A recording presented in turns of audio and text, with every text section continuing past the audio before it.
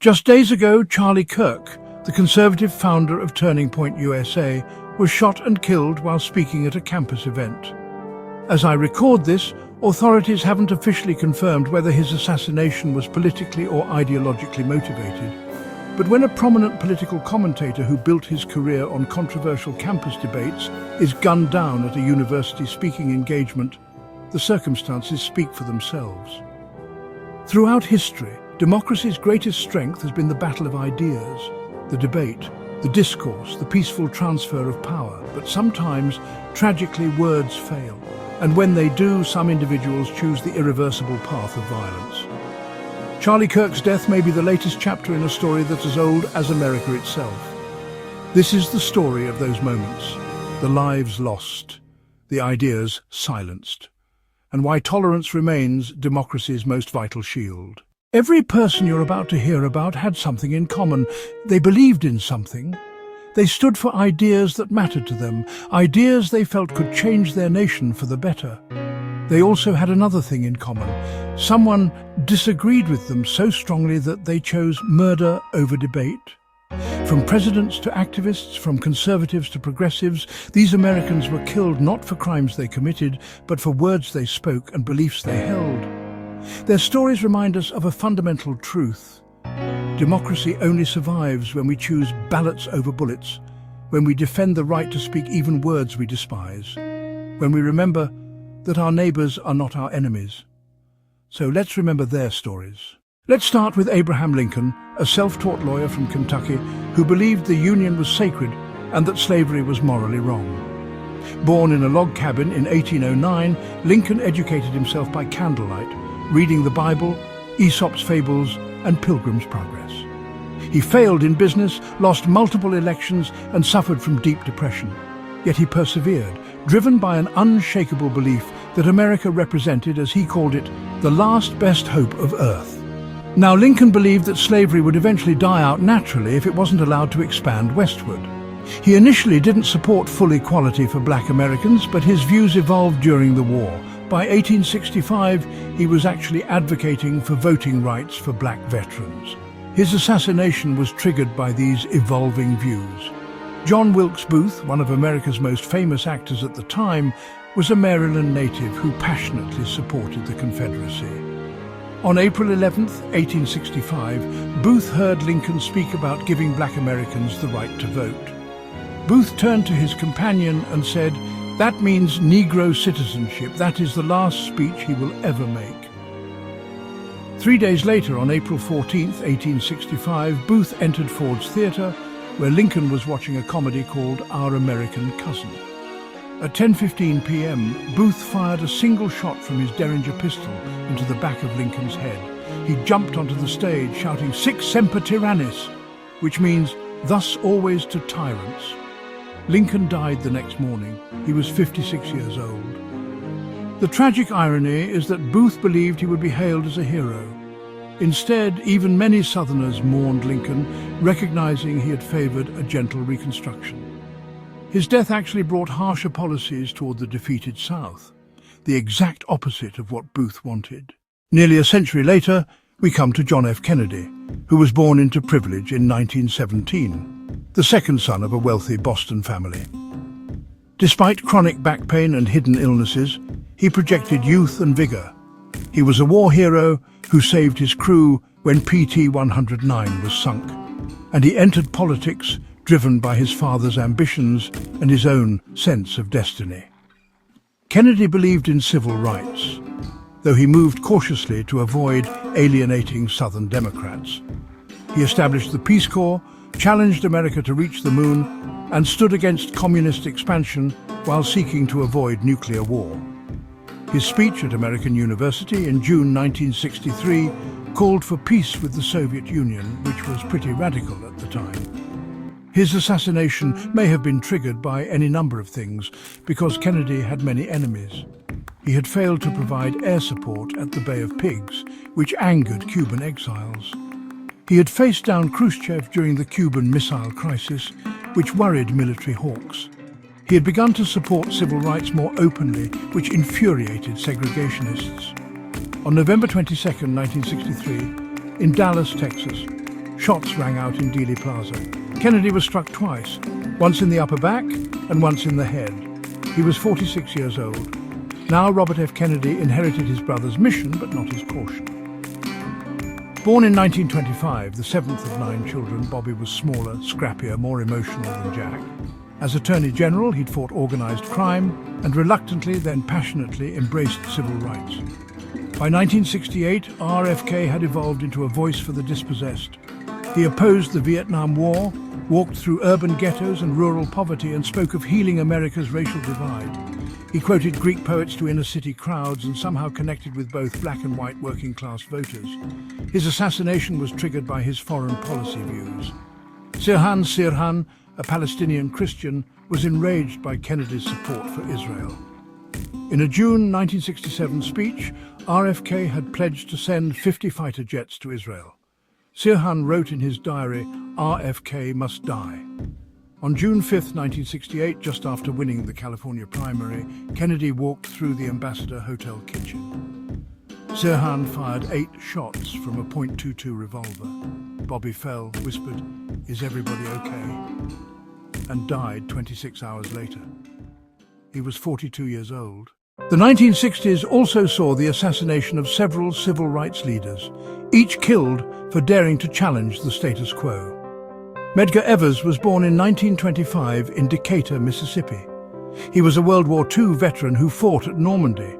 But when he returned home, he found that his uniform meant nothing in Jim Crow, Mississippi.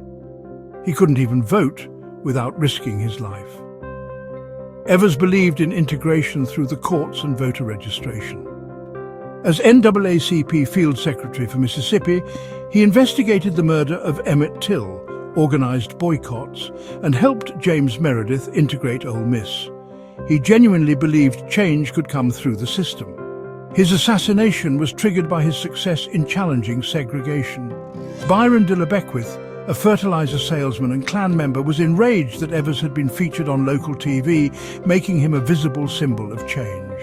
On June 12, 1963, Evers pulled into his driveway at midnight. As he carried NAACP T-shirts reading "Jim Crow must go," a shot from Beckwith's rifle struck him in the back. He crawled 30 feet to his door where his wife found him. He died within an hour.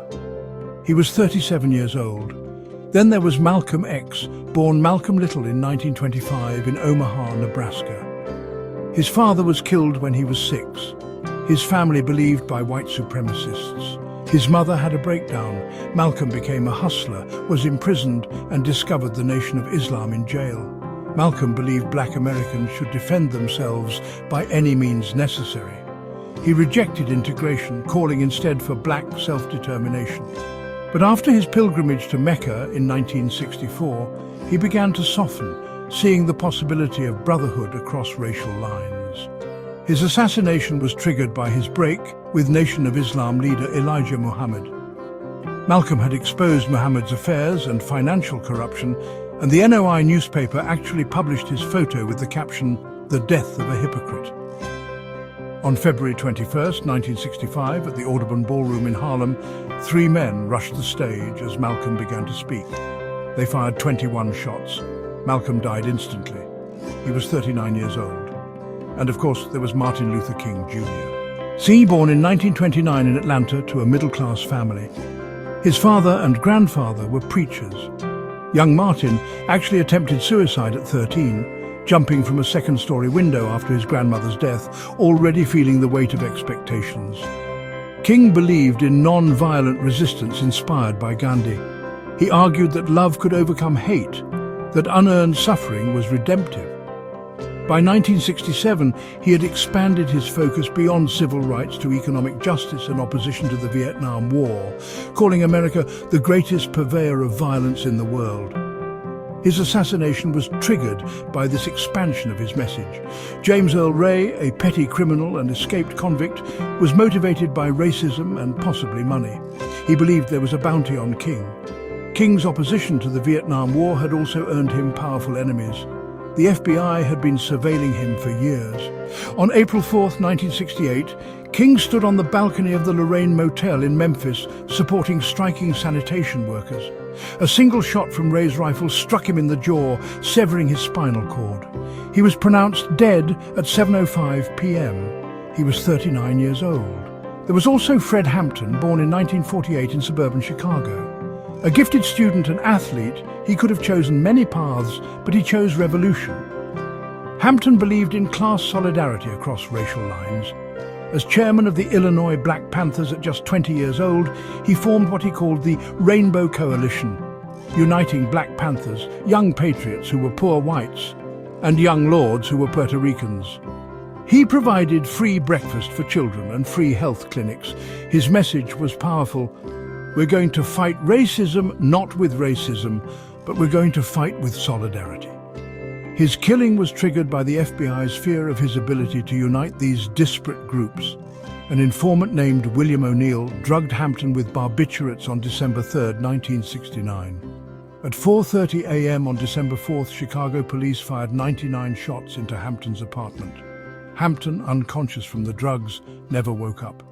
Officers shot him twice in the head at point-blank range. He was 21 years old. Political violence hasn't been limited to one side of the spectrum or one era of our history.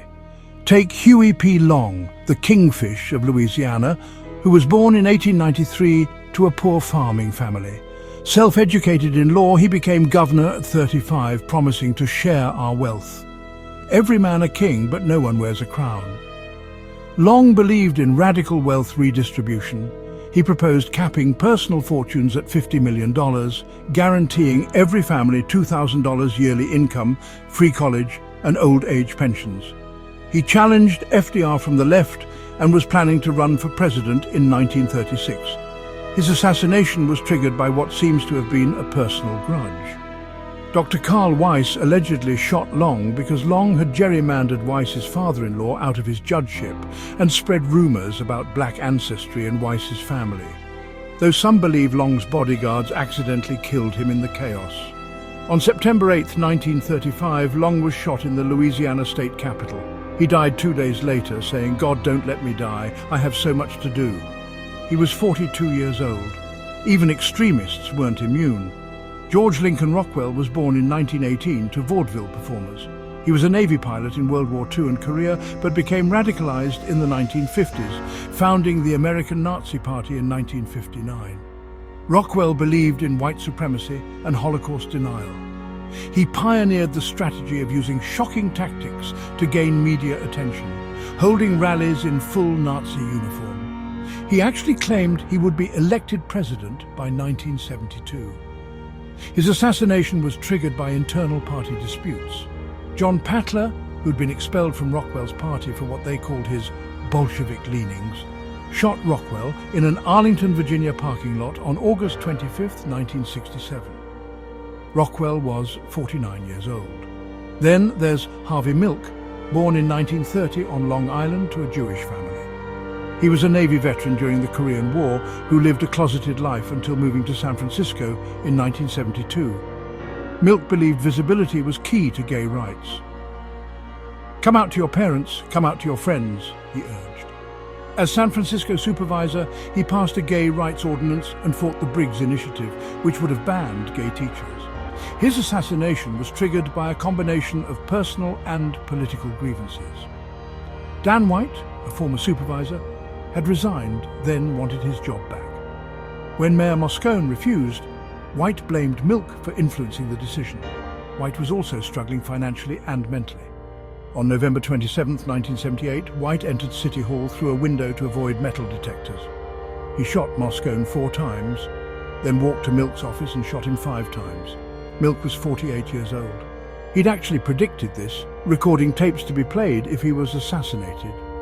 Alan Berg was born in 1934 in Chicago to Jewish parents. A former lawyer and stand-up comedian, he became Denver's most controversial radio host, insulting callers and challenging extremists on air. Berg was aggressively liberal, pro-choice and anti-gun. He regularly invited white supremacists onto his show to debate and ridicule them. He once told a KKK member, "You're a Nazi, you're a loser." His assassination was triggered by his prominence as a Jewish media figure who openly mocked white supremacists. The Order, a white supremacist group, targeted Berg as part of their war against what they called the Zionist occupation government. They saw him as a symbol of Jewish media control. On June 18, 1984, order members waited outside Berg's home. As he exited his car, they fired 13 rounds from a MAC-10 machine gun. Berg died instantly. He was 50 years old. These patterns didn't end in the 20th century. George Tiller was born in 1941 in Wichita, Kansas.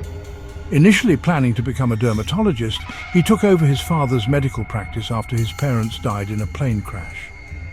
Tiller believed women had the right to control their bodies. He was one of only 3 doctors in America who performed late-term abortions, often for women with severe fetal abnormalities or health risks. He wore a bulletproof vest to work after being shot in both arms in 1993. His assassination was triggered by his work providing abortions. Scott Roeder, an anti-abortion extremist, believed Tiller was murdering babies. Operation Rescue had called Tiller America's Doctor of Death. On May 31, 2009, Roeder shot Tiller in the head while he served as an usher at his Lutheran church. Tiller was 67 years old. In 2025, we've seen this pattern continue with political figures targeted not for crimes, but for their beliefs and their words. Each death represents not just a personal tragedy, but an attack on the democratic principle that we solve differences through debate, not violence. These recent victims held strong views that divided opinion. Some people agreed with them passionately. Others disagreed just as passionately. But in a democracy, disagreement should lead to discussion, to voting, to peaceful protest, never to violence. Looking across all these stories, you start to see patterns emerge. The victims were all passionate believers in their causes. They knew they had enemies. Many received death threats. Some, like King and Milk, seemed to sense their fate coming. Milk even recorded those tapes to be played if he was assassinated. The assassins came from various backgrounds, but they shared some key traits. They saw their targets not as humans with different opinions, but as existential threats. They believed violence was justified, even noble. Many expected to be seen as heroes. Most were shocked when even those who agreed with their politics condemned their actions. The ideas that triggered violence covered the fundamental questions every democracy must grapple with: racial equality, economic justice, religious and ethnic identity, sexual orientation and gender rights, abortion, war and peace, the role of government. These are big questions, important questions. The tragedy is when someone decides these questions can only be answered with bullets. Here's something crucial to understand. Each assassination changed history, but never in the way the assassin intended. Booth thought killing Lincoln would revive the Confederacy. Instead, it brought harsher Reconstruction. Sirhan thought killing RFK would help Palestinians. It didn't. Ray thought killing King would stop integration. It accelerated it. The Order thought killing Berg would silence opposition. It inspired more voices to speak out. Violence doesn't win arguments. It ends them. And in ending them, it often strengthens the very cause the assassin sought to destroy. But beyond the political impact, think about the human cost. Children growing up without parents, movements losing their leaders at crucial moments, the chilling effect on others who might speak out, the poisoning of democratic discourse with fear. When we resort to violence over ideas, we all lose, every single one of us. So what do these stories teach us? Democracy is not natural, it's learned. It requires us to do something profoundly difficult: live peacefully with people whose beliefs we may find abhorrent. The assassins in these stories couldn't do that. They couldn't accept that their neighbors had the right to different beliefs. They couldn't trust that democracy, however slow and frustrating, would eventually find its way. But here's what gives me hope. For every assassin, there were millions who disagreed just as strongly but chose different weapons. They organized.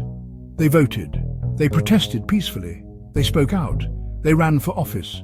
They changed minds through persuasion, not force. The most powerful response to ideas we hate isn't a bullet, it's a better idea.